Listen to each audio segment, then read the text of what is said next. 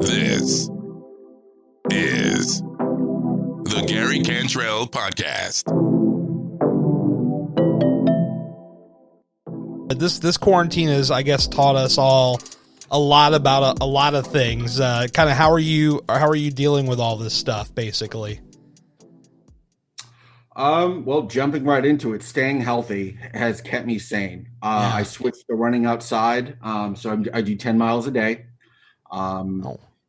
And I have been doing that. My last day off was about a month and a half ago, actually. Okay. And I listen to my body, and when I wake up and I feel like an old man, that's when I'll take a break. Yeah, no, it sounds good. 10 miles a day. That's impressive. I mean, it didn't start there. I mean, you kind of build up into it, but yeah, it keeps me. I feel like just getting out of the house. Yeah, especially when we were like hardcore in quarantine, it was a big deal. Yeah, it really was. Like there was a time where I just didn't want to leave for the longest time, and then finally I'm like, you know what, I just got to get the hell out of here for a little bit. When was your moment? Did you have that moment where you just stopped feeling safe out in public? I don't know that I had a moment like that. I mean, I was definitely always a little bit curious because at first I was like one of those guys, like on the onset of it, I was like not really taking it entirely seriously at first. And then there was around like March 11th when all this news dropped. That was like when they announced like Tom Hanks had it and like some NBA guy had it. And like, I was like, okay, this must be something really serious now. Cause at first I was like, okay, well, I wasn't like outright denying it. Like, I wasn't one of these people who's like, oh, it doesn't exist, it's a hoax. But I was like, okay, well, what is it really? What's the story here? And then like that day, I remember in particular, because I'm a wrestling guy, and that same night, like all this news, I remember I was watching the TV, watching the wrestling, and then like after I switched to a different channel, all this news started like just coming through at once. And I was like, okay, this is something real. So I knew that it was a problem. Yeah. When there was a pandemic declared, I had a moment where I stopped feeling safe without a mask on, probably the second week of April. Now I still wore a mask, but I was sitting at the Giant by my house and I was getting ready to go in and I had forgotten my mask. And this was right before they mandated you had to have a face covering. And I'm sitting there and I'm watching people go in, and it's kind of like that scene out of like a horror movie where everyone's got masks on, everyone's hoarding all this shit. And yeah. I'm sitting in my car and I'm like, I can't go in. I had to turn around, go home, get my mask. And then since then, it's just been routine. Yeah, there was a time where I know, especially in our area, for people that are just listening, we're actually in the same general region. And I know I was reading on like Reddit, like the local subreddit, that like people were like, not only were they hoarding stuff, but they were like flipping it on like Craigslist and Facebook Marketplace, like all this toilet paper and hand sanitizer and all this stuff. I'm like, oh my God, this is getting wild, man. Gary, all I want is once we're past this is someone to sit down and logically explain to me why hoarding toilet paper did any good. Water I get. Yeah. Honestly. Water I get, non-perishables, but toilet paper, bro, like, and paper towels, come on. Yeah. No, I hoard water just normally before all this. I'm like, man, I need as much water as possible. Your water game is strong, I will give you that. People, they challenge me on Instagram to these stop, drop, and chugs, and I just like, I take it literally like I'm at a college party or something from like 15 years ago, and I'm just chugging away. So I don't know. It might be a problem. I might need to get it looked at. I've tried to do one in spirit with you to say, oh, I bet I could drink water that fast now. Yeah, you're talking faster than me. I'm not even going to try to like.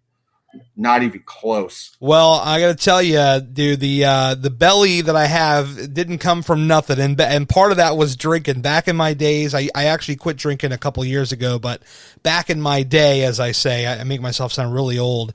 I just used to just pound beer after beer after beer after beer after beer. It was a big problem. Right here. Yep. Unbelievable. So, yeah, man, we're just doing the best we can. Honestly, I had to take a step back. You know, my work hours got cut in half for a little while, and I just kind of had to take a step back and just say, you know what, one day at a time, that's the best we're going to do here. And even now, like, I feel like, not that it's necessarily all under control, but it's just kind of like now it's kind of like we're slowly starting to figure out what's like normal again, I feel like.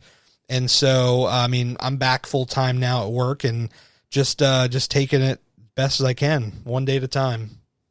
I mean, as cheesy as it sounds, it's one day at a time, 1 hour at a time. And at least it was only as bad as getting your hours cut in half rather than, a lot of, so I'm in the travel tourism industry. And we're decimated. Yeah.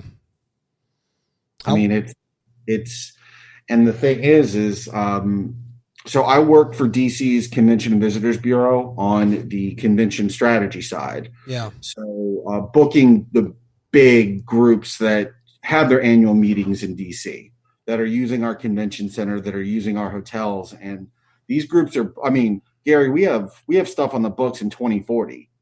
Short term for us is like 2025, 2026. That's pretty long ways out. So when these groups cancel, they're typically penciled in. I mean, back when we had baby teeth, like honestly, like that long ago. Yeah. And, we were slated to not break records, but it was supposed to be a great convention year. And come, the middle of March, it's just, to say that we were doing damage control is an understatement. I mean, it's everybody canceled. And the problem with the rebound and the whole returning to normal is all these cities, all these states and countries all have different guidelines on how to travel. Yeah, definitely. So it's scary. I mean, and that's the scary part. So I am completely furloughed, but one of the last project I worked on was a recovery projection. Mm-hmm. And there's nothing really we can benchmark this to, right? 9/11 kind of where a single event stopped travel. But to put it in perspective, this has affected the hospitality industry worse than 9/11, 08, the tech bubble burst, all combined. Not even close. And that's not even like a questionable statement. Like any hotel you're listening to this is like, yep. Mm-hmm. Yeah, it's had a major impact. I mean, we're in really, just unprecedented times here. I mean, even this podcast, for instance, it's like, when you come to me or anybody comes to me and says, hey, I'm in your area, like, I'm like, yeah, let's hang out, let's meet up. But it's like, now it's like, this is just untreaded waters here. Like, we just don't know, like next week, I don't even know what next week looks like, honestly. I stopped doing that. I found a routine that's worked for me. And through COVID, I've actually gotten the leanest I've ever been. I'm in the best shape of my life. Because when they sent us home, I was like, all right, well, I had already started training from the Marine Corps Marathon. And I was like, I'm doubling down. I'm not going to make excuses. I'm going to stick to an insanely strict diet, not restrictive, but I'm going to track and monitor everything I put in my body, and I'm going to make sure my training's on point. And I've done that throughout this entire process. And honestly, in terms of time, I spend about an hour and a half a week grocery shopping. So it's not like I'm doing something completely crazy that, like these fitness YouTubers that do that nothing but full time. You know what I mean? Oh yeah. It's easy, and I'm so glad that I did it. So that's one positive thing that's come out of this is I've learned that even with an effing pandemic going on, there's really no excuse. Yeah. I mean, I think it's different, for a lot of people. I mean, even me personally, and I've talked about this a little bit on different formats, but I mean, I've gone through my share of, the mental stresses of this whole thing, and it's certainly impacted my health. I think it's a person by person basis, and some people can hang tough. I've got friends that are like, yep, I'm on my shit and I'm doing everything I got to do. And then you got other folks like me that kind of fell off a little bit and we're figuring some things out. And it's just, you wake up every day and you put in the best possible effort you can every single day, one day at a time, and you see what happens. Yeah. I was looking at your feed a couple weeks ago where you had just like an insane amount of steps in one day. You were, hiking.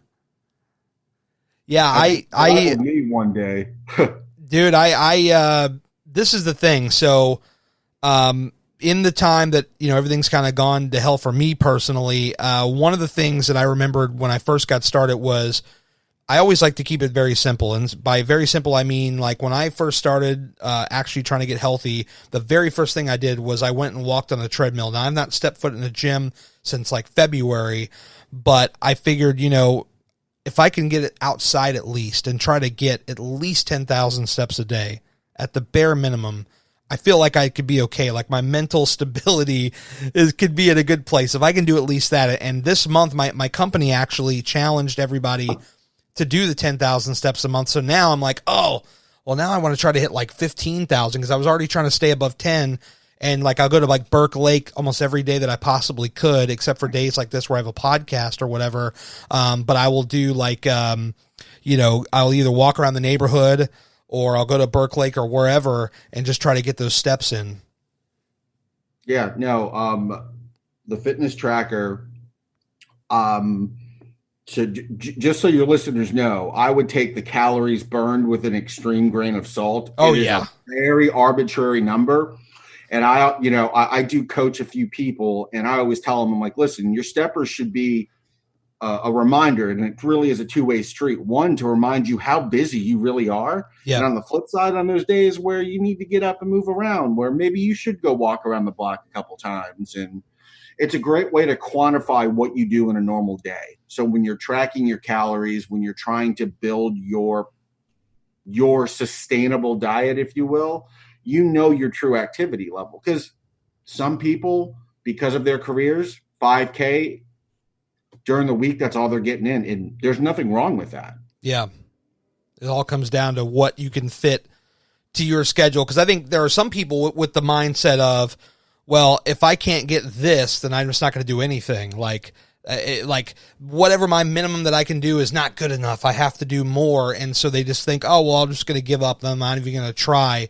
And I wish it didn't have to be like that. But, that's what a lot of people think. And so I know I've tried to come on here and tell people, like, just do the best you can, whatever you can put in. As long as you're putting in something, it's better than nothing. I mean, if you're having like a really bad day, I get it. Yeah, maybe you have a day where you just kind of, it's an off day, but if you can, you just try to do a little something, just a little something. My coach gets on me about recharging because I am in such a good point and I am such a routine driven person now. Yeah. That he's like, listen, if you take a day off, a weekend off, where you're at, it's not going to sidebar you. But if you feel like from a mental perspective that that's going to cause more harm than good, then just keep doing what you're doing. But you need to listen to your body. And I was like, hand to God, I will. Yeah. That's what it comes down to. I mean, there's been a couple days here where I've walked so damn much my body is aching. I mean, I've got like bad knees. I've got rheumatoid arthritis. I got a lot of stuff against me. And so I'm like, there are just some days where I'm like, okay, body, we'll just, we'll do something. Because here's the thing, like I have the Apple Watch, and I've got a little bit of OCD where I have to close the rings every day. I can't not close the rings every day. So I'm doing at least the bare minimum just to close that, but I'm hoping to go way above that. So Can it's I ask a really stupid question. Yeah. Are the rings like goals?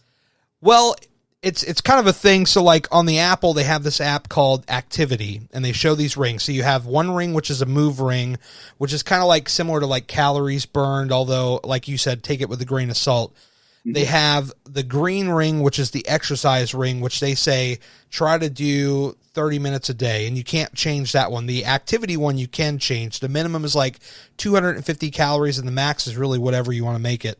And then they have the stand ring, which is standing for 1 minute every hour for a minimum of 12 hours. I like that. Yeah, I mean, it's a very cool foundation. So I have not let a day slip since 2018. Like, that's how OCD I've gotten with it. Like, even on my worst days, Charlie, like, I am at the bare minimum closing those rings with the minimum, like, barely squeaking by. And on a good day, you can see the rings going, like, if you pass the minimum, they just go into another lap. So I try to just lap those rings around. That's good. I mean, honestly, it's, I'm fortunate enough to have lost a substantial amount of weight. So like I can, when I help people that that are in a situation that I was in, and it's like to be able to tell them to do the basic little things like that, and it really makes a huge difference. Sure does. Big time.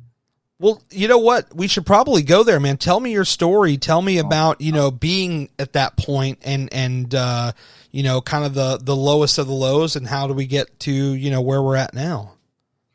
So I've been thinking about how I was just going to introduce it, but highest I ever saw on a scale. So to put it in perspective, I'm 6'2", even without shoes on. Okay. Directly on the nose. The heaviest I ever saw on a scale was 285. And some of you might be thinking, well, that's a big boy, but I didn't carry it well. It was all beer gut. Yeah. 100% and in my face. I know I was heavier than that, but that was the point where the scale just got depressing. And I stopped weighing myself. But it was June of 2016. I was in my best friend's wedding, and I saw the pictures, and I looked terrible. And I had gotten out of a really bad abusive relationship, and it was kind of like everything hit at once. And I was like, I am 28, turning 29 in a couple months. I don't want to go into my 30s like this, because I wasn't pre-diabetic, but my blood sugar was high. I had extremely high blood pressure. Cholesterol was creeping up. So every time I would go to the doctor, it was like, listen, you really need to get this in check. And I said, F it. I'm going to join a gym. I'm going to try to start eating right. And I started. And again, the heaviest I ever saw on a scale was about 285. And I didn't weigh myself probably for about the first 100 days of actual dieting. And I was in the 250s, which was like my standard weight, I would say. 255 would be like my average over the years. 235 would be lean, if you will. Tell me, what was it that contributed to the weight for you? Was it just strictly just somehow you just got into this mood where you just wanted to eat a ton and you just weren't very active? Like, how do you get to that high point? I come from a really big Southern family. There it is. Yeah. Dealing with your feelings, they just shove cornbread down your throat with 2 sticks of butter on it. And, all my mom's recipes started with 2 sticks of butter, a pinch of salt, and so it was a poor diet growing up. I was a fairly active kid. I mean, I was no scholar athlete by any means, but I played baseball almost year round, especially in my teens, football, baseball, not in college, in high school. And I think you told me you grew up in this area. Were you born and raised in this area? I was born in DC. Born in DC proper. In Falls Church, yes. Okay, got it. So, true story. Instead of dealing with Richmond to get like your birth certificate and stuff, I just go right into the city. It probably will never until you're in a situation where you lose your birth certificate and need it like in the drop of a hat. It really does come in handy. Yeah, I bet. The hell with going down 95 South. Good Lord. Oh, yeah, F that. And contrary to popular belief, we do have good pizza here. Our bagels suck, though. What's your pizza spot, by the way? Real quick sidebar. I'm king of sidebars. There's two that are really good. All right, let's see what you say. Pomodoros in Fair Lakes is phenomenal. Okay, I have not had them yet. Never been? Never. And Valentino's in Alexandria is solid too. There it is. That's my place. For a slice, though. You go there and you sit down and you have a slice. You go to Pomodoros and you take the whole pie home. Oh, man.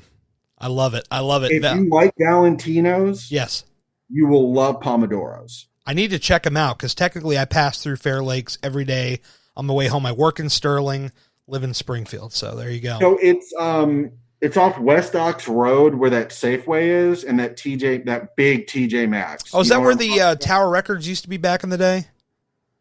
It might have been. There's a movie theater back there. Yep, that's the one.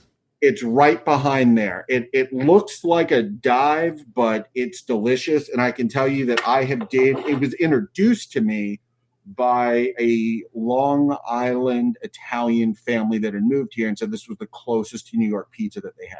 No kidding. So I don't eat like that a lot, but oh my God. It's if we're going to compare Pomodoros to New York City, if a New York City good slice is a 10 out of 10, this place is like an 8 out of 10. And I would give Valentino's a 7.5 on their good days. Yeah. I feel like that's a fair score for them. I would always go up there. You know, we always talk about the one slice because even me at nearly 400 pounds, I could still go to Valentino's and only do like one slice, sometimes two, but very rarely. And I would go get the meatitarian that had all the meats on it.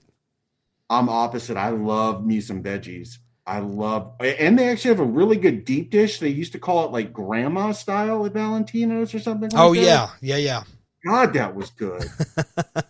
There's a weird thing because over in Manchester Lakes in Alexandria, not too far from me, there's a place called Johnny's, and they have the exact same like flavors as Valentino's. And I don't know if either they're affiliated or somebody stole the recipe from somebody, but it tastes like identical. And then I don't have to drive all the way to Little River Turnpike. It's just such a pain in the ass to get there because that parking lot makes no sense. You have to work to go get that pizza. It's true. And then if you're, God forbid, you're going back to 395, you got to hang a right, then make that U-turn in front of that yellow building and then come back around and go to 395. It's madness. I'm about a 15-minute drive from there. Okay. So. I'm about maybe 20. Not too far. Yeah, but no, like those two places are solid, and it's really cool. And the really cool part about my job is that I'm a true local in a very transient city. Yes, and now I work for our Visitor and Tourism Bureau, which is really cool. Now, how do you get into that? That fascinates me. It sounds like a really cool job. So I started, like everyone, your first semester in college, you have no clue what you want. You have no clue what you want to do. I thought I wanted to be a cop. So I was a criminal justice major for 2 years. And then I realized I don't want to be a cop. I was always a pretty good people person. I've always felt that, communication was a very strong suit of mine.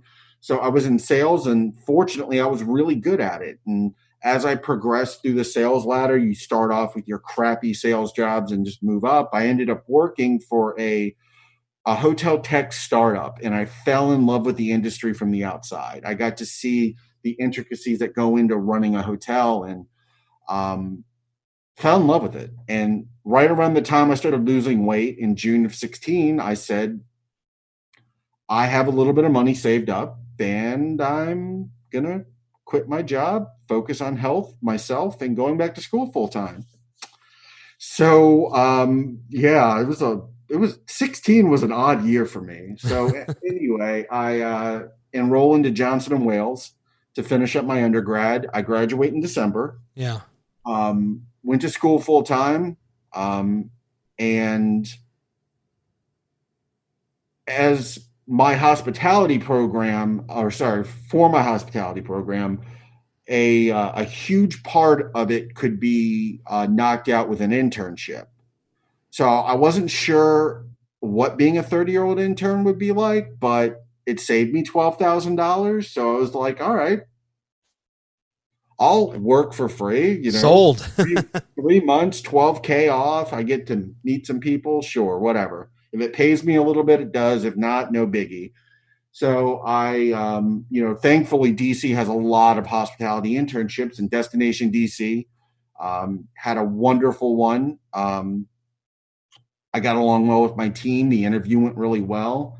They actually wanted to hire me as one of their on a full-time basis. But I told them, it was kind of mutual that it was like, hey, I really want to intern. So I interned with them. I was a 30-year-old intern, and that was the running joke, I would say. I'm like, yep, just your run-of-the-mill 30-year-old intern when all these others are like 19, 20 years old. Yeah. And I had done hotel revenue management for a while on the software side. So strategic pricing, the algorithms behind it. And there was a strategy position open, which was basically what I knew how to do on the hotel side, but this is just for the entire market, much further out. So I ended up interviewing, and it was just a great fit. And even though I'm furloughed, I still feel like I am a part of the team, and it's nerve wracking, but it really is wonderful to work in such a prestigious market, because we're like, top third of the tier one markets. So people work their entire careers to get to where I am at 31, and it's very humbling. So I love it. I tell people all the time, as cheesy as it sounds, I do have my dream job. I love my bosses. I love who I work with. And I miss everybody. So that's, kind of my career in a nutshell. What do you do exactly? I work for a marketing company, but I don't actually do any marketing. So we have a printing division where we print direct mail that we send on behalf of our clients to their customers.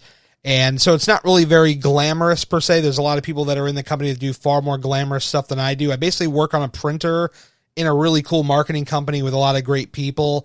So in many ways, it's a great job to have. The stability is phenomenal. I'd be lying if I said, my dream job is doing more stuff like this. But it's nice that, I can have that Monday to Friday, like 6:30 to 3:30, and get off and come here and jump on a podcast with you. And it really gives me that flexibility to do both. But it's really nice. I've been with them now for 9 years, and that's impressive. Going on 10. Impressive for people in our age range. Yeah. Most people can't even last 9 months at a job now, or they jump around all it. I mean, I'm a loyal guy, man. Once you get me in somewhere and you're like, hey, I'm going to give this guy a chance. Here's the thing, though. I had no college, zero, because I was one of those guys. I graduated in the class of 2000. I'm really showing my age now. And I was like, oh, well, to hell with college. I'm going to get in a band. I was in like 4 or 5 bands, and we had a lot of fun, but they were never really like commercially successful or successful under any sort of measure other than we had fun. And then I got into this realm of internet radio and podcasting now, as we call it, and some of this video stuff. And I've been active at this for years, but I never did the proper school thing. So when I got the chance to come to this company, I literally walked in. I was the only person other than like one other person. So it's 2 people in the entire company that had no college at the time. And the job that I had before this job was a printing job, and we had the same printers, and the guy who services them said, hey, I know this company in Sterling that's looking for people. Funny thing was, they didn't have any openings for the printer stuff. It was actually for a data analyst position, but I'm pretty good with computers. So I was like, yeah, tell them, give them my information, drop my name, whatever. They did. Got the call back, and I got in a few months later, and I haven't looked back since. This company is growing at a rapid pace, and it's a good, stable place to be with. And the leaders, this is the thing too. It's like the owners of the company, they actually know people's names. Like, they still remember my name, and I haven't seen them in years. Because they're in another office. We have multiple offices, and they still come in, hey, Gary, how you doing? And it's just like this personal touch. The people that are your quote-unquote superiors, they don't treat you like you don't know what you're doing. They treat you with respect and class, and it's something that I couldn't imagine. I couldn't imagine working anywhere else, because I feel like finding a place like this is very difficult. So no, that's how I feel about my job. So our CEO, I know he's in the office because he comes by and he fist pumps everybody. Yes. And actually has a conversation with you and asks you how things are going. And it's like, you knew I was doing that project? Like, what? Yeah. I've never had that. And like, during my like exit interview for my internship, they were like, what's one thing that stood out? I was like, that our CEO came up and talked to us every day that he was in the office, and like actually responded to like things that we said. I'll never forget. So my brother's birthday is in February, which is when I started, and it was like my third week. And he came up and asked me how I was doing. And I was like, "Oh, good. I'm taking my brother out to dinner tonight. Any suggestions?" He gave me 3 or 4, and then he followed up with that the following week, and I was like, "Wow, this guy just got off a plane from China, literally from visiting China, and remembers it was Sean's birthday. And if we went to Karma, this amazing Indian restaurant in Chinatown, they are phenomenal. I hope they can survive this. They are delicious." And I was like, "Actually, yeah, I took him there, and he really liked it." Good call. Thank you. A personal touch goes a long way, really. I mean, I remember my first week there. Back when we were a smaller company, they used to have something called Beer Friday, where the owners would bring out coolers and hand everybody a beer. At the end of the day, the last hour we were there, the company, like I said, has grown. They've gotten a separate office. So unfortunately, I don't get to see them a lot anymore. But when they do come to visit the production facility, it's the same stuff, just like years ago. And I'm like, man, it's that personal touch that really puts it over the edge for me. That's why I stick around. So you played in bands like locally here in Nova? Yeah. Back in Jax? Yeah. All the time, man. I was always in Jax, and then later it was Empire. And I played. I want to say I played. Now it's a carpet store. That broke my heart when they closed. I saw so many great shows there. Yeah, what was one of the highlights that you saw there? One of your favorite shows? Zach Wild and Black Label Society. No kidding. I mean, that place could hold 500, but you could squeeze 550 in there, or something like. It was not a very big venue. Yeah, not at all.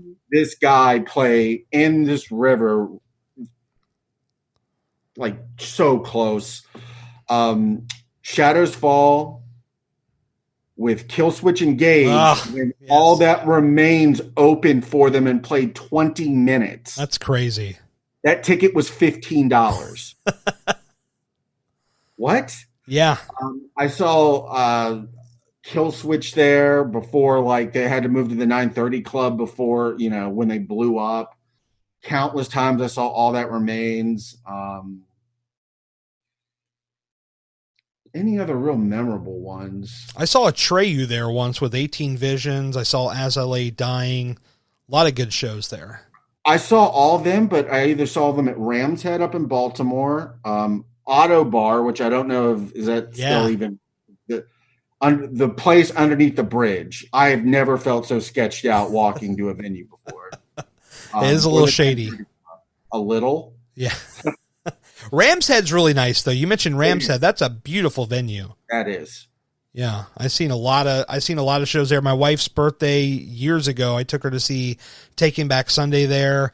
And I've been back there for some different country shows and stuff. That's kind of my thing now. But that venue, what I like about it is it's like 3 levels. Even when you go to take a piss, they got monitors in the bathrooms. You can see the show from literally any corner that you're in there. It's nice. And it really, for people that don't know what we're talking about, you're talking about Jack's, which is like a country biker bar. Yeah. That's exactly what it looked like. It looked like you wouldn't want to know what's on the floor, but some of the most prestigious artists ever were there. Yes. 930 Club, which is off Florida Avenue, which used to be the Straight Hood in DC, it's solid now, but sketchy things happened in that fenced-in parking lot. Let's be real here. Yeah. That bar underneath Satellites. I'm sure we all had long nights at Satellites before. Yeah, there's a Black Cat. I've been to Black Cat too. I've never been. Yeah, it looks a little different now, but it's nice. No, but the Zach Wild one was probably, out of all the concerts, all the shows I've seen, I think that was the best just because of how intimate it was. And I saw one of the last year's Ozfest was actually like a nationwide tour. Oh, yeah. Ozzy was headlining. Ozzy was headlining and Black Label Society was playing it. And Zach Wild was so drunk, he was like, "What's up, Virginia Beach?" in Bristow, Virginia. What do you think about that venue, by the way? How do you like it? I mean, it's always going to be Jiffy Lube. Yeah. I always knew it as Nissan. My buddy and I always called it Nissan Pavilion because that's what they used to call it. And it's kind of hard to call it Jiffy Lube. Yeah, I'm kind of like the opposite. It's kind of grown on me. I like it. I will never go and sit. I will never just buy lawn seats again. I will always buy a pavilion seat just to have a place to sit, just because it just makes all the difference. But I have no qualms with it. I used to do the mega ticket every year, the country mega ticket. So I've seen Luke Bryan, Jason Aldean. That's kind of like what my jam is now.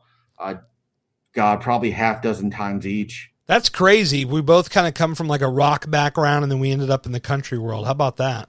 Definitely was an emo kid in high school. Yes. Progressive metalcore. Country. But if you were to look at my Spotify playlist, I would say there is everything on here from Lenny Kravitz.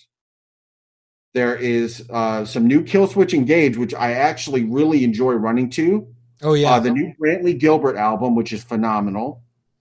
And then just a bunch of just filthy dubstep. And literally anything. There's some Sam Hunt in here. Yeah. Everything. I nearly got trampled by 12-year-olds trying to see Sam Hunt in the pit. Kind of a mistake now. You know, I hated Sam Hunt at first, but he is really growing on me. Yeah. He's got some good songs.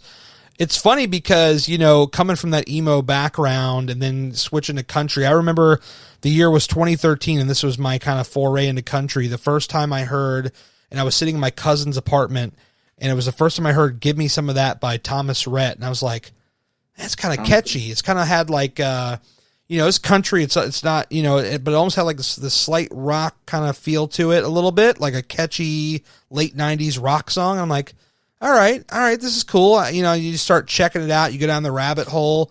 Next thing you know, I'm like full blown country. It's crazy.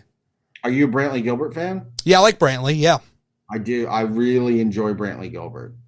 He's really good. Luke Combs is probably he's got to be in my top artists. Thomas Rhett, Dan and Shay, those guys. Shay Mooney is one of the most talented singers I've ever heard in my life. And there's no processing on that voice. When you hear that man live, that is just straight soul. That is straight legit. I'm trying to think. Maren Morris, I've seen her a couple times live. She is the absolute truth. Those are kind of like at the very tippy top. Oh, and Dustin Lynch. That's another one. Oh, Dustin, I'm like his spirit. That's my spirit animal. Yeah. Like, except taller, because I've seen him I've met him in Nashville. Okay, he's very short. He is a short guy. I have a picture with him, and I was taller than him. Such a nice guy, though. He really is. So nice. So I actually got to meet Justin Moore in Nashville too. Oh, cool. Yeah, I like him. He was promoting his single. It looks like I Need a Drink or something like. I'm butchering. You look like I Need a Drink. Yes. And the premise was he would tweet out what bar he was at, and he would be there for 15 minutes. And if you could get there, he would buy you a drink. And I just so happened to be at a conference in Nashville, and I was on Broadway. Yeah. And he ended up, one of the stops was Redneck Riviera, which if any of you guys ever go to Nashville and you don't end up in Redneck Riviera and you're drinkers, you're missing out. So I got to meet him, and he's just such a genuine person, because like when I hear someone that twangy, like I have family that talks like that. So my first thought is this dude's fake. No, such a nice guy. Real personable, just super nice, down to earth dude. Dustin Lynch was really nice, but I didn't. It was more just I saw him and was like, "Hey, can I get a picture?" I'll tell you who blew me away that I was not expecting. Chris Lane. I was at one of his shows in Maryland, Silver Spring, the Fillmore. Very nice venue, by the way. I actually prefer the Fillmore to 930. Oh yeah, and it's so nice. So Dustin Lynch is the headliner. Chris Lane is the mid show act, and then you have Tyler Rich, who's the opener. And I remember I had meet and greets that week to meet Chris. It was the weekend of Valentine's Day, so this would have been the 13th was on that Saturday, and I had tickets to the show, and I met him, and I was like, this was like this week for whatever reason was like a crazy week. I know I was busy at work, and I was just stressed out, and that was at the time that Fix was on the radio. And I said, I got to be honest with you, Chris, this has been a week from hell. But I said, man, that Chris Lane, he's fixing some shit. And he laughed so hard. He thought that was so funny. And so I said, hey, by the way, look up in the balcony. And I pointed over to where I would be standing because I had people that were holding my spot for me up there. And I said, look for this big crazy bastard. I was like, I had a beard at the time, like a big beard. And I was like, I'll be up there rocking. And he's like, all right, I'm going to hold you to it. I better see you up there. And so later on in the show, he's playing. He sees me going crazy, and he points and whatever. And I didn't think anything else of it. I'm like, okay, he saw me, whatever. Well, Dustin Lynch is playing, and I get a tap on my shoulder, and it's Chris Lane's tour manager. He says, hey, dude, Chris really wants to see you after the show if you have a few moments. I was like, yeah, sure. So I come downstairs. I go to the merch table, and he said, hey, Chris is going to meet, because this is the kind of guy Chris was, like, anybody that wanted to meet him at the merch table, he would literally stand there till the last person left the venue to meet everybody. And the guy said, hey, just hang here after he's done. He wants to talk to you or whatever. And so I'm just standing there, just patient as can be. And everybody, he finishes with everybody. He said, all right, let's go on back. We're going to hang out for a little bit. And I was like, oh, okay. We start going back into the Fillmore. We get stopped by security, and they said, well, this guy doesn't have a badge, and there was a couple of ladies there. They didn't have badges either, so the guy pulls 3 passes. I still have it to this day, sitting in my shelf somewhere, and he hands me the badge, and he says, all right, let's go. And we go downstairs because the Fillmore downstairs has the dressing rooms. And I remember they just had like this big ass spread of Chick-fil-A just all over the floor. They must have had like some kind of food fight or something. And we hung out there for maybe 15 or 20 minutes, and they said, all right, well, we're getting kicked out of here, so let's go on the bus. And I'm sitting on Demand's bus for about 3 hours that night. They pulled away at about 2:30 in the morning. And I'm just sitting on this guy's bus. They hand me a beer when I walk on. Dustin Lynch is on the bus. I didn't really bother him because he was talking to a couple of different women, and I didn't want to mess up that game. Tyler Rich is on the bus, and we're all just hanging out. They're playing music, and I just shook Chris's hand. I gave him a hug at the end, and I said, "Dude, I'll never forget this." And I was like, "Why did you invite me?" And he says, "Well, you told me you had a bad week, and I just wanted to end it on a good note for you." What a solid man! And I'm like, "Are you kidding me?" And to this day, he still remembers. So anytime I go to a show, he remembers me by name. I was at Jiffy Lube Live seeing him open for Florida Georgia Line and Nelly, front row. He walks up in the middle of a song, in between a part where he's singing. He walks up, gives me a fist bump. He's like, "What's up, Gary? Good to see you, brother." And goes on to his performance. I seen him this January. It was the only show I saw this year was him. I had won another meet and greet, and I was the last guy in line. I walked in. He's like, "Gary, it's so good to see you, man. How you doing?" And we have a little bit of a back and forth, and this is where he sold out this show. And I'm like, this guy is a solid guy, and he deserves every bit of success because the way he treats people, he's a genuine guy. I love him. I'm a real big fan of his older stuff. Yeah. Back when it was the Chris Lane Band. Oh, yeah. Broken Windshield View or whatever that's. Oh, yeah, I mean, even a little further than that. Like okay. Spotify premium kind of stuff. Like he's got a great voice. I love him. He's a great dude. Yeah, he is. And I like that he is very different. I mean, his album is a little bit more poppy, but I'm kind of like you're talking about. You know, I have a very versatile background with music, so like I'll listen to just about anything.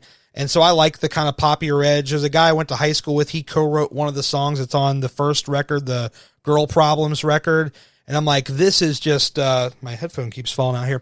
I was like, you know, these are just some good songs. They're fun. You can kind of groove to them, and they just fit him. So I'm like, you know, I'm happy to see that he's putting out stuff that makes him happy. Yeah, no, that's awesome. I don't think I've ever met, I mean, I haven't met a ton of famous people, but everyone that I've met has been nice. I don't think I can't top that, but the coolest thing I ever did was one year for my dad's birthday, the Redskins were putting on a charity event at Union Jacks in Ballston when it was still there. Oh yeah. and it was called the Night of Quarterback. So I got to meet Sonny Jurgensen, Joe Theismann, and Jason Campbell at the time. Nice. Jason Campbell said I was tall, and I was like, and for those of you who don't know, Jason Campbell was an average NFL quarterback, but he was like 6'4", 6'5". I had to look up to see him, and he's like, "You're tall," and I'm like, "You're funny." Joe Theismann was kind of a douche, but you expect that with him. His restaurants suck too. I don't know if you've ever been to his restaurant. Expect him to be? Yeah. I would compare him to like hanging out with Ric Flair, like an absolute douche, but a charming. Have you met Ric Flair? No. I met him once. It was like a very short interaction, though. Nice guy. He was kind of nice. Yeah, I mean, I literally, I was getting a belt signed for my stepdad. My stepdad is the guy who got me into wrestling practically, and his guy was Ric Flair. Now, he's been long out of wrestling, my stepdad. But one year, I was like, you know what? I seen Ric Flair was going to the Dallas Expo, and I said, you know what? I have that big gold belt he used to wear. I'm like, I'm going to give this to my stepdad and have Rick sign it.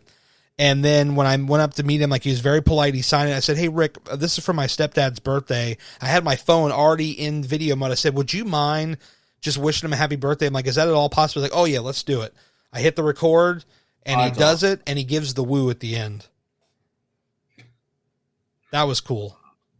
I was fairly big into wrestling as a kid. I don't follow it much anymore, but when I'm bored, I'll go down the YouTube rabbit hole and watch conspiracy theory videos with like the Montreal screw job and that. I've definitely had some nights on YouTube where it's like, wow, that's intriguing. But it's cool though. I mean, as somebody that does now train like a crazy person, what they put their bodies through is nothing short of impressive. Definitely. End of discussion. No, there's no question. I mean, they're going through a lot that year round, especially like all like with Hogan, the Warrior, those guys who were just extremely aesthetically just perfect. To be that lean, we'll just say 8 months of the year when they were on camera is because you are talking about running around at like sub 10% body fat. Like I'm probably at 10 right now at 145, 150 pounds. Right. But to run that consistently, I don't care what drugs you're taking, you are putting in so much work on the road. I mean, I don't know how they do it. They had uppers and downers. They were on all kinds of stuff back then. Well, they still are. Yeah. I mean, I think that it might not be quite as rampant as it used to be because, you know, they have a lot more stringent drug testing policies now, so they kind of have to be careful. Or if they are on some stuff, they have to kind of get off of it at the right time to time it well. But back in the day, it was a gigantic problem. I mean, they had the doctor who they were just giving free wrestling tickets to, and he was supplying them all. The George Zahorian case back in the late 80s. It was wild. So I don't have a problem with people taking things. I have a problem with people lying about it. And that's one thing that I think is a huge dark cloud over the fitness industry as a whole. And I'm sure a lot of your listeners have seen this, but the Beachbody people don't like me or anyone that like peddles that kind of stuff because it's like, well, what else are you taking to look like that? Like, I don't have anything wrong. Like, hey, if you're on, you know, steroids, again, blanket term, just be honest about it. Don't lie about it. I mean, I think it comes down to a personal choice. If they want to do that, that's fine. Like, you could do whatever you want to do, but it's like you're saying, you should be open about it. You should talk about it and make it clear that you're on these things if that's what you're going to do. If you are sitting here trying to sell a product, you know, trying to sell people on a dream that they can do all these amazing things, but in reality, you're just hyped up on all these drugs and you're getting this chiseled body because you're on stuff and you're not being forthcoming with that. No, I agree. And that's like when I was first losing weight, I really did find that like the fitness YouTubers were just my thing. Like those cardio sessions, it just helps. And, you know, there's some really good ones. And the ones that are honest, I can really appreciate. But the ones that lie, it's just like now, knowing what I know now, looking back on it, where it's like, you're putting in the work, dude. Like, but you can't lie to your 400,000 fans. Like, come on. Yeah, and there's a lot of that on Instagram too. I mean, there's people that are pushing all kinds of products, the teas, the wraps, all these different things. I mean, I've seen people where they put like a transformation photo and they say, they put this little thing on the bottom that says, I drink this, this, and this is how I got to this body. I'm like, no, that is not what happened here.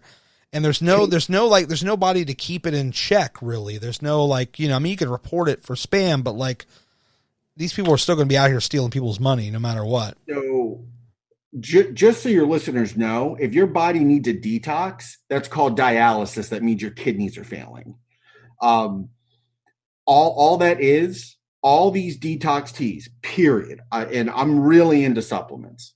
All that's in these detox teas are dandelion root extract, which makes you pee, and it tells your kidneys to push water, and senna, which makes you poop. That's it. That's all that's in there. And you're paying $50 for these teas and I take both of those. For the record, I do take dandelion root extract when I get bloated. A year's supply is about $20, the same thing with the senna. Right. And that's if you take it every day, which I don't. I've had a bottle of both for almost 2 years. It's a joke. And the wraps, if you have to wrap yourself in cellophane or saran wrap and you think that's going to make you lose weight, no, nothing's going to replace the work that you put in. There's no question. I would argue and say it's 85% diet, at least with me. I can tell you that I got to a point where I was doing 3.5 hours of cardio a day and still gaining weight because I did not have, and I wasn't eating dirty, if you will. I just didn't understand food.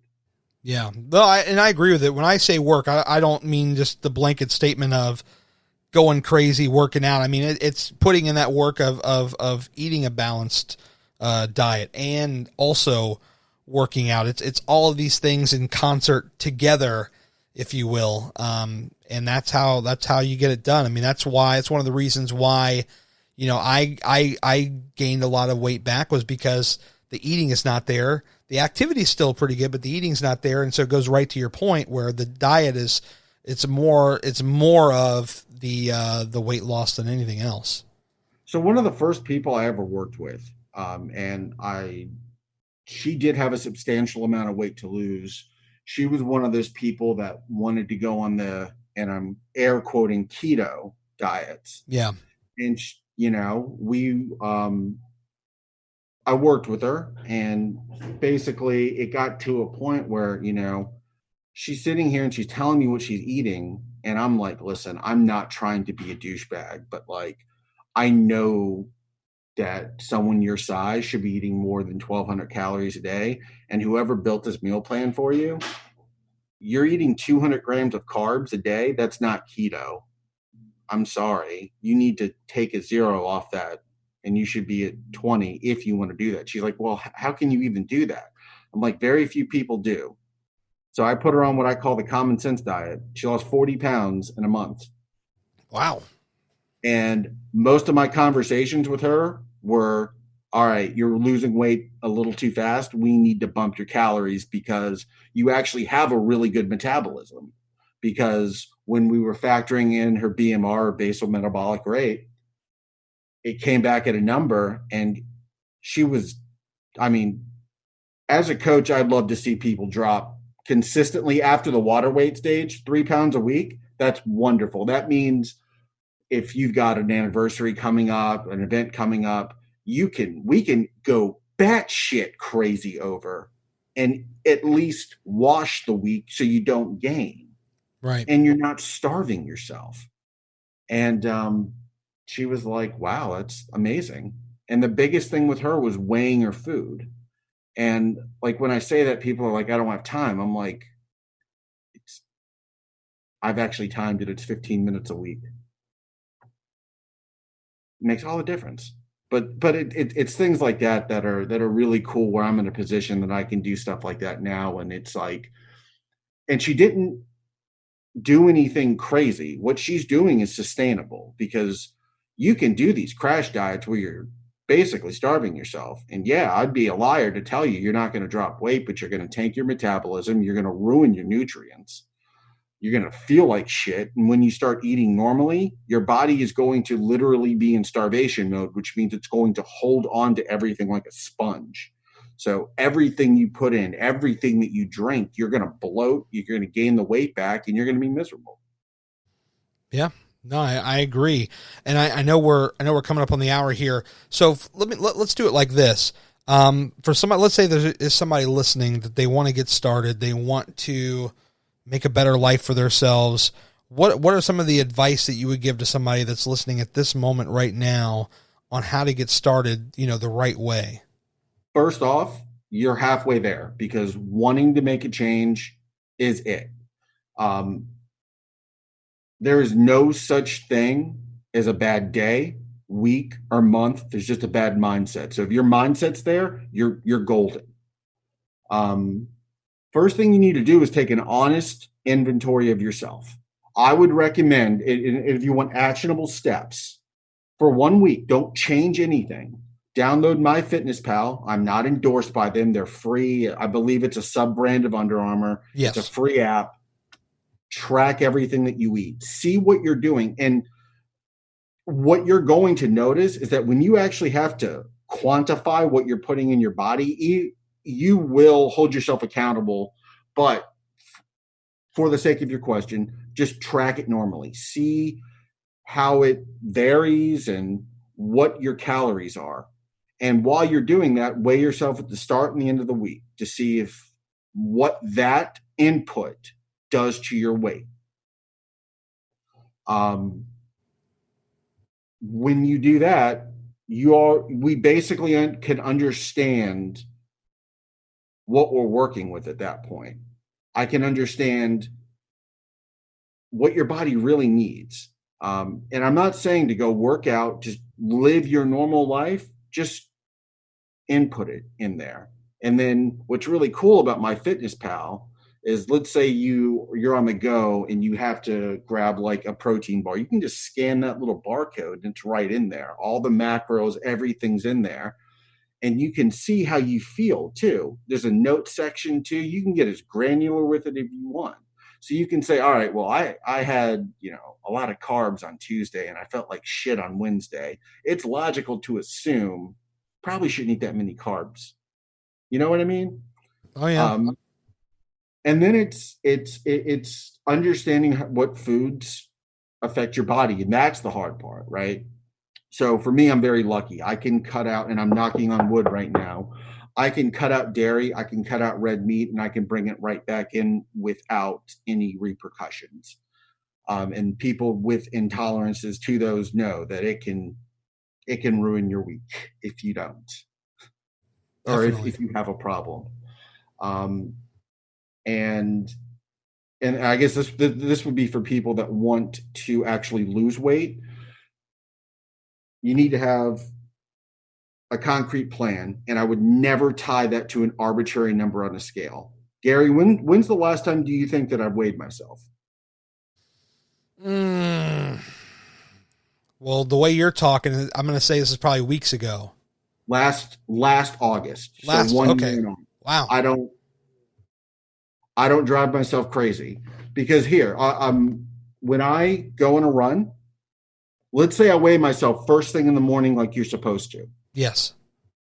I'm going to weigh X. I'm going to go on a run, and I'm probably going to weigh 5 to 7 pounds lighter, especially with the heat that we've been having. Oh, yeah. And then, did I lose 7 pounds of fat? No. But in my mind, I'm like, well, so once you're at a healthy weight, it should strictly be on how your clothes fit. I actually did have a pretty big moment this week. I was able to fit into a boutique's 28 long pant size. I never thought I'd get down to that. I'm literally down 12 pant sizes since I started. That is awesome. That is how you should view it, is how do your clothes feel? How do you look? rather than an arbitrary number on a scale once you're at a healthy weight. Obviously, if you've got 60 pounds to lose, yeah, there is some substance behind that. But once you're in that realm, it really should be how you look, how you feel more than anything. 100%. Yeah. I think that there is too much stock put in to, as I've called it, the time and the numbers being the scale and the time, like when people ask me, like, I'll tell them, hey, I lost like over 100 pounds. Oh, how long did that take? Like, it's always like people. Not a dick measuring contest. Yeah, exactly. It's not. A lot of people just have this. I mean, goddamn, we live in this like instant gratification, Amazon Prime delivery world where everything is now. And in reality, we just got to take our time on some things. We didn't put the weight on overnight, and we sure as hell can't lose it overnight, basically. No, Rome wasn't built in a day, but Rome also wasn't destroyed in a day either. Yeah. So it's to that person out there that's got weight to lose. You need to make a commitment to yourself, first and foremost. You're going to feel so much better, and it's not hard. I promise you. If I can do it, I never thought I'd be a health nut. I love it now. I think if I had to guesstimate, it's over 150 that I've lost, but that number is very arbitrary. Anytime you lose, and that's another thing that drives me crazy. All the people that reach out and like, yeah, Charlie, I want to get Beachbody ready. I want to lose 20 pounds. I'm like, you're 180 pounds. They're like, yeah, so? I'm like, you're talking about losing more than 10% of your body weight. You are going to alter your genetics. You're going to alter your metabolism. And you want to do that in 2 months? I mean, that's a lot. I would, talk to your doctor first. They're like, what are you talking about? And I'm like, bro, you're coming at me with 20 pounds? Like that's nothing to bat an eye at. That's going to change your body. That's serious. Definitely. Well, I got to tell you, man, I had a great time in our conversation. I hope that we'll get to do this again. And you know what? Maybe next time all this COVID stuff won't be in the way, and maybe we can even hang out and do this. God, that'd be great. Yeah, I miss the human interaction in person. It's one of my favorite things. Certainly one of my favorite things about this, because actually the last podcast I did with somebody in person was back in February, and I'm like, God, that seems like forever ago. So in closing, I have one question for you. Hit me. Once this is past us, what's the first thing you're going to do? And by past us, I mean we don't have to go into the grocery store with a mask on anymore.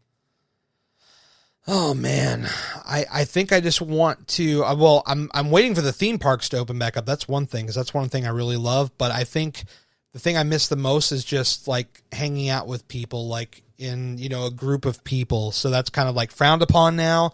So one of the first things I like to do is be around a group of people and just spend time and get that human connection back that I've sorely been missing. I agree with that. What about you? I want to see a live show. Oh yeah, that too.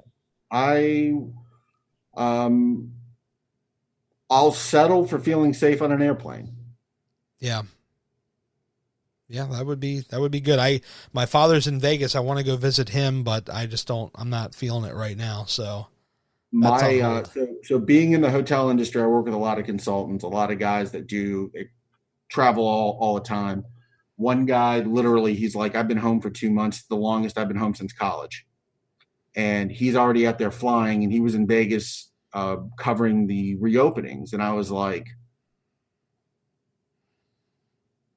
don't know how you felt comfortable going from, he's based in New York City, how you go from New York to Vegas on a plane I'm not there yet. Yeah. I'm with you. I just don't feel it right now. And I don't know when I'll be ready, but I was hoping that it would have been later this summer. Like, well, if we can get past July and August, maybe September might be nice, but who the hell knows, man? Who knows? Best guess. Well, if any of your viewers would want, have questions, I do coach. Yeah, tell them how to get a hold of you. Yeah, so honestly, just hit me up on Instagram, cdoran703.